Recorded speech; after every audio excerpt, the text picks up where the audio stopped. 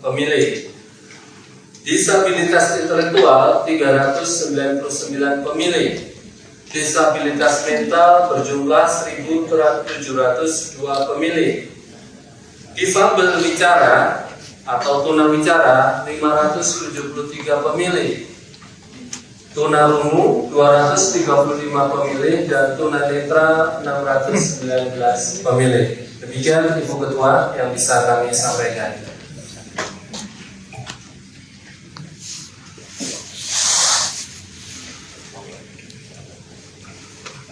Terima kasih Bapak Safari atas penyampaiannya. Bapak Ibu, demikian tadi rekapitulasi daftar pemilih sementara hasil perbaikan sudah kami sampaikan. Selanjutnya tentu saja adalah kesempatan bagi Bapak Ibu peserta, Bapak Ibu yang hadir hari ini untuk mencermati, memberikan masukan tanggapan apabila apa yang sudah kami bacakan ternyata mungkin ada yang tidak sesuai atau tidak klop dengan data yang Bapak Ibu bawa, bisa disampaikan kepada kami. Monggo, waktu kami persilahkan. Atau mungkin untuk pertama kali kami beri kesempatan kepada Bawaslu Kabupaten Temanggung untuk menyampaikan hal-hal yang selamat malam Tribuners.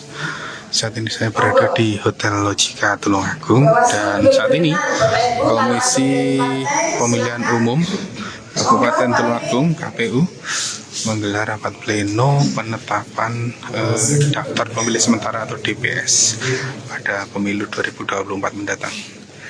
Dan pihak pemilu sudah menyampaikan datanya dan ini tanggapan dari parpol. Menghasilkan satu hasil pleno yang namanya perbaikan itu kan mesti ada dari yang kurang benar menjadi benar. Katakanlah seperti itu. Terima kasih Pak Wiwi atas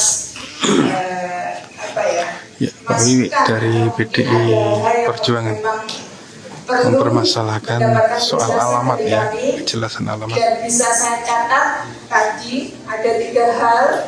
Pertama yaitu terkait dengan hasil DPS atau salinan DPS digital yang sudah kami berikan kepada seluruh peserta pemilu.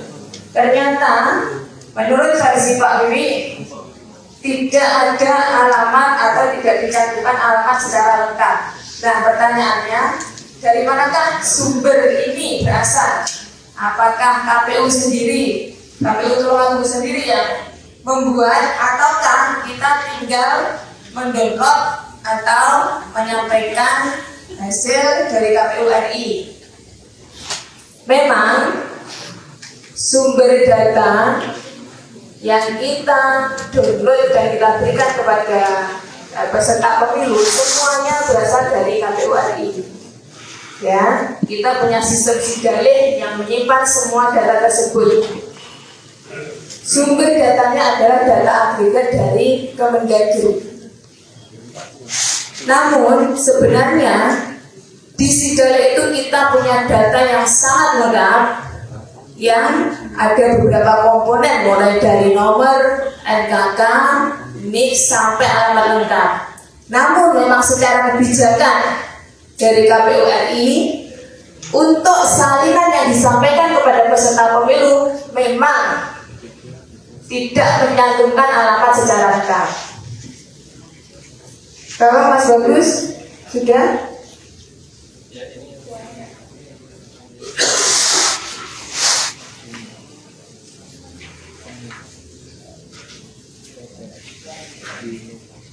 Ini yang salinan ya Mas Bagus? Ya, ini yang salinan yang dibagikan kepada peserta pemilu dan memang tidak menunjukkan secara lengkap Bapak Ibu sekalian. Tapi kalau Mas Bagus bisa menampilkan di Sidalih, nah ini datanya Bapak Ibu sekalian. Coba dicermati ya. Ini sangat lengkap. Kenapa tidak diberikan secara lengkap? Kami tidak bisa menjelaskan secara rinci karena ini adalah kebijakan. Tapi asumsi ya, asumsi kami ini adalah untuk keamanan data dari pemilih. Jadi NIK tidak ditampilkan, itu kan ada undang-undang perlindungan data pribadi juga. Jadi mungkin sudah diantisipasi sejak dini oleh KPU RI dengan tidak menampilkan alamat dengan lengkap. Karena kalau dengan alamat lengkap ditulis dan itu bisa dibaca oleh para publik, itu kalau misalnya diambil oleh pihak swasta dan digunakan untuk marketing misalnya, itu kan yang dirugikan siapa? Bukan warga negara juga. Akhirnya diantisipasi, direkap DBS dan DBSHP yang dibagikan kepada peserta pemilu itu adalah data yang sudah digenerate. Jadi data yang sudah diolah dan semuanya itu adalah dari sistem oleh KPU RI yang ada di Sidaling, begitu Pak.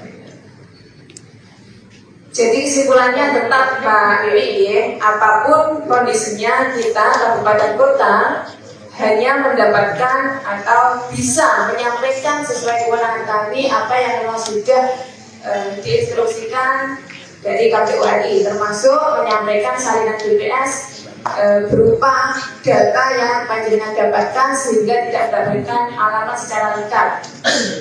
Memang secara regulasi melindungi data pemilih adalah kewajiban kami, termasuk kebijakan untuk tidak menampilkan alamat secara lengkap juga menjadi kebijakan KPU RI yang kita laksanakan di tingkat kabupaten kota.